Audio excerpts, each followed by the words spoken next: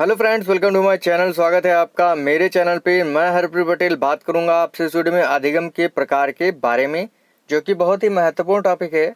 आपको एग्जाम में 1 से 2 अंक दे सकता है। अगर आप चैनल पर पहली बार आए हैं, चैनल सब्सक्राइब कर लीजिएगा, बेल आइकन दबा दीजिएगा, जिससे कि आपको नई वीडियोस की नोटिफिकेशन समय से मिलती रहे। पिछला वीडियो अगर आपने नहीं देखा, जिसमें हम लोगों ने अधिगम का अर्थ और परिभाषाओं के बारे में बात की थी, तो उसको भी देखिएगा। ट्रिक के माध्यम से मैंने परिभाषाएं बताई हैं, तो पिछला वीडियो जरूर देखिएगा।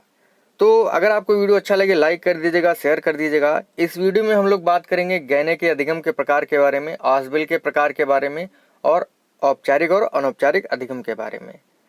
देखिए, पहले तो हम लोग थ्योरी पढ़ेंगे, लास्ट में आपके लिए कुछ प्रश्न हैं, और प्रश्नों को जब आप करेंगे तो आप समझ पाएंगे कि आपने मेरे वीडियो से कितना सीखा। ठीक है, तो शुरू करते हैं पहले थ्योरी को। लिखा है, गहने के अनुसार अधिगम के प्रकार। गहने जो थे ये आपके अमेरिका के निवासी थे। कहाँ के निवासी थे? अमेरिका के निवासी थे। अमेरिका के निवासी और कौन थे? स्किनर और थॉर्नडाइक थे। इस चीज़ को ध्यान रखिएगा। तो गहने ने जो है 1965 में अपनी पुस्तक प्रकाशित की, जिसका नाम था द कंडीशंस ऑफ लर्निंग। ठीक है, इसमें अधिगम के 8 प्रकार, या कह सकते हैं 8 स्तर बताए। इसी वजह से जो इनका सिद्धांत है वो अष्टपदी सोपान की सिद्धांत कहलाता है। ठीक है, तो अधिगम के 8 प्रकार बताए हैं। कौन कौन से हैं? संकेत अधिगम, उद्दीपक अनुक्रिया अधिगम, श्रृंखला अधिगम, शाब्दिक सहचर्य अधिगम, विभेदात्मक अधिगम, संप्रत्यय अधिगम, नियम अधिगम और समस्या समाधान अधिगम। तो ये 8 स्तर बताए हैं अधिगम के, और ये जो होते हैं ये सरल से कठिन की ओर होते हैं। और इन्होंने अपने अधिगम स्तरों को सिद्ध करने के लिए जो है इनको पिरामिड में रखा था। देख रहे होंगे आप, इस तरीके से रखा था। और ये जो होते हैं, संकेत अधिगम जो है सबसे सरल होता है, फिर उसके बाद समस्या समाधान अधिगम सबसे जटिल होता है। तो ये जो अधिगम स्तर हैं ये सरल से जटिल की ओर है। इस चीज़ को आप लोग ध्यान रखिएगा। ठीक है, आइए जानते हैं इनके बारे में। संकेत अधिगम। संकेत अधिगम क्या होता है? सिग्नल लर्निंग, ऐसा लर्निंग प्रोसेस जिसमें हम जो है संकेतों के माध्यम से सीखते हैं, वो आपका संकेत अधिगम होता है। जैसे आपने पढ़ा होगा, आपको पढ़ाया गया होगा क्लासों में सिग्नल के बारे में। आपने देखा होगा ट्रैफिक सिग्नल जो होता है, उसमें जब लाल लाइट जलती है, रेड लाइट जलती है, तो आपको मतलब होता है क्या कि आपको रुकना है। ग्रीन जलती है लाइट तो आपको क्या होता है कि आपको चलना है। येलो जब लाइट जलती है तो आपको क्या करना होता है कि मतलब तैयार हो जाना है चलने के लिए। तो ऐसा अधिगम जिसमें हम संकेतों के माध्यम से सीखते हैं वो आपका संकेत अधिगम होता है।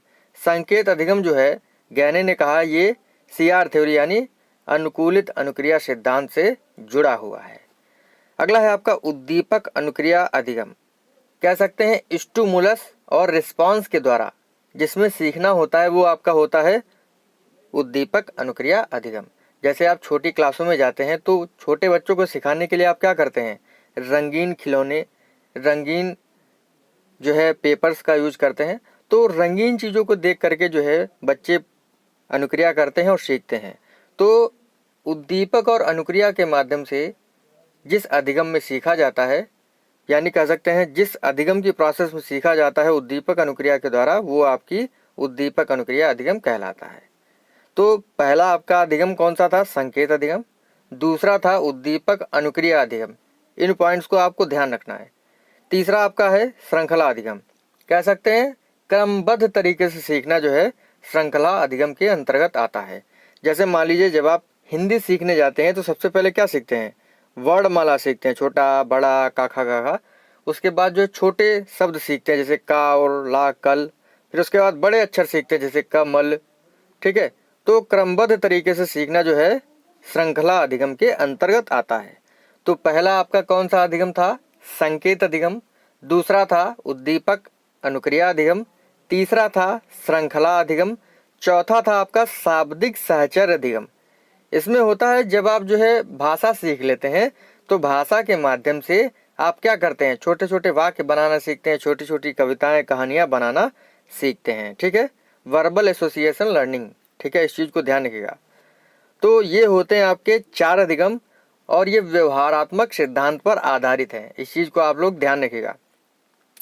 कौन कौन से? शाब्दिक सहचर्य अधिगम, श्रृंखला अधिगम, उद्दीपक अनुक्रिया अधिगम और संकेत अधिगम। ये व्यवहारात्मक सिद्धांत पर आधारित हैं। तो इनको ध्यान रखिएगा। अब हमारा 5वां नंबर है विभेदात्मक अधिगम, डिस्क्रिमिनेशन लर्निंग। इसमें क्या होता है कि अंतर करके पढ़ना, किसी चीज में अंतर करके पढ़ना, वो होता है आपका विभेदात्मक अधिगम। जैसे वृद्धि और विकास में अंतर करके सीखना। हम लोग जो है पढ़ते नहीं है एग्जाम, मतलब बाल विकास में पढ़ते हैं कि वृद्धि और विकास में क्या अंतर है। तो किसी भी चीज में अंतर करके सीखना जो होता है वो विभेदात्मक अधिगम होता है। अगला आपका है संप्रत्यय अधिगम, कॉन्सेप्ट लर्निंग। इसके अंतर्गत क्या होता है कि कॉन्सेप्ट के द्वारा सिखाना। जैसे भालू, भालू, शेर, चीता, इसके पीछे क्या कॉन्सेप्ट है कि ये जो है सभी जंगली जानवर हैं। तो कॉन्सेप्ट अधिगम आपका क्या होता है, मतलब किसी भी चीज को सिखाने के पीछे कॉन्सेप्ट होता है। तो कॉन्सेप्ट अधिगम यही होता है। अगला आपका होता है नियम अधिगम। नियम मतलब क्या होता है कि मतलब ऐसा लर्निंग प्रोसेस जिसमें हम नियमों के माध्यम से सीखते हैं, वो आपका नियम अधिगम होता है। जैसे मान लीजिए आयत का क्षेत्रफल क्या होता है, आयत का क्षेत्रफल क्या होता है, लंबाई गुणे चौड़ाई। तो आपको नियम बता दिया गया। अब आपको जो है एग्जाम्पल के रूप में क्या कहा जाता है कि आयत की लंबाई 5 सेंटीमीटर है और चौड़ाई आपकी 8 सेंटीमीटर है। तो आयत का क्षेत्रफल बताइए, तो क्या होगा, लंबाई गुणे चौड़ाई कर दीजिए, 5 × 40 सेंटीमीटर 2 बार है, सेंटीमीटर का स्क्वायर। तो नियम के माध्यम से जब हम सीखते हैं वो नियम अधिगम के अंतर्गत आता है।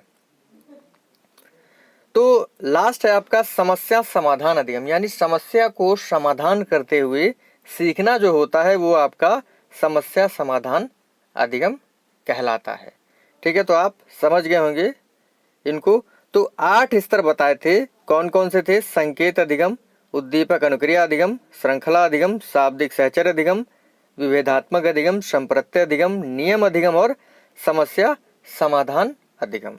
और ऊपर के जो 4 होते हैं, समस्या समाधान, नियम अधिगम, संप्रत्यय अधिगम और विभेदात्मक अधिगम, ये कॉग्निटिव एस्पेक्ट्स पर आधारित होते हैं। ठीक है, इस चीज को ध्यान रखिएगा।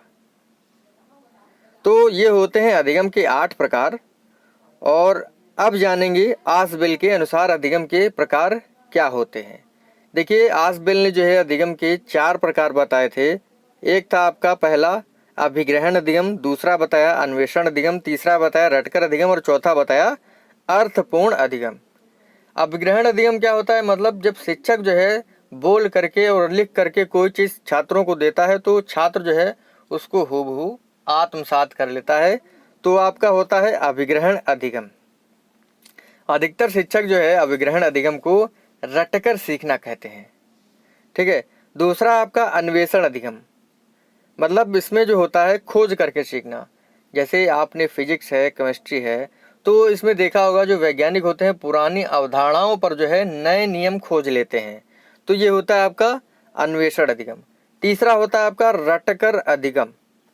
इसमें क्या होता है, जो बच्चा होता है वो रट करके सीखता है।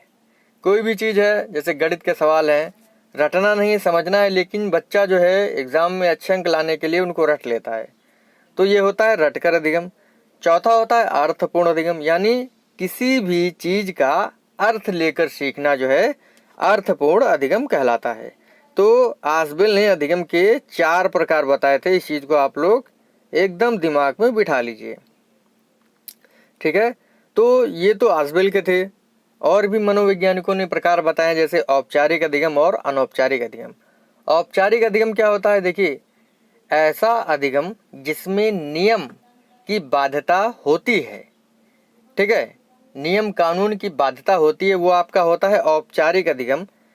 जैसे विद्यालय हो गया आपका, विद्यालय में जो है आपके लिए नियम कायदे कानून होते हैं। तो जहाँ पर नियम कायदे कानून होते हैं वो आपका होता है औपचारिक अधिगम। ठीक है, जैसे विद्यालय। अनौपचारिक, औपचारिक का उल्टा कह सकते हैं कि जहाँ पर जो है नियम कायदे कानून की बाध्यता नहीं होती है वहाँ पर जो है अनौपचारिक अधिगम होता है। जैसे परिवार है, समाज है, टीवी है, मैगजीन है, इन चीज को आप लोग ध्यान रखिएगा।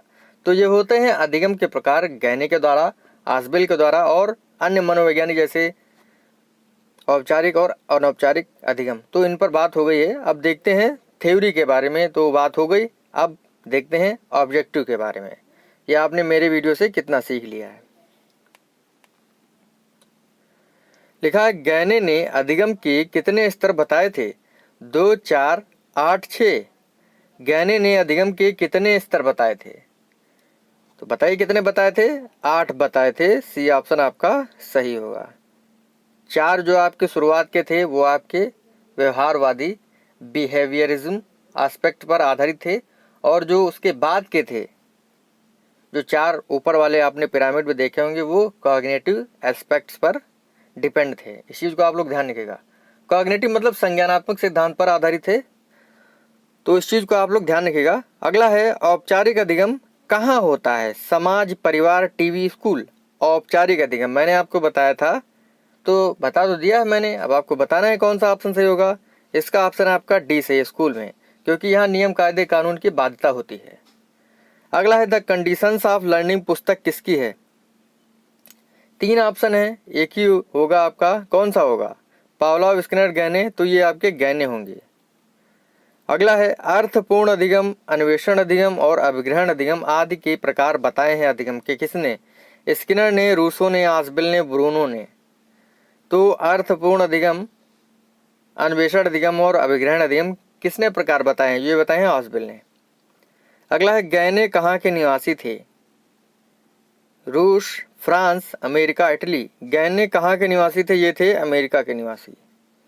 तो यहाँ पर जो है हमारा आज का जो टॉपिक था अधिगम के प्रकार समाप्त होता है। अगर आपको वीडियो अच्छा लगा हो लाइक कर दीजिएगा, शेयर कर दीजिएगा। जितने भी प्रश्न आप सही कर रहे हैं कमेंट करके जरूर बताइएगा। मिलते हैं आपसे अगली वीडियो में। थैंक यू फ्रेंड, धन्यवाद।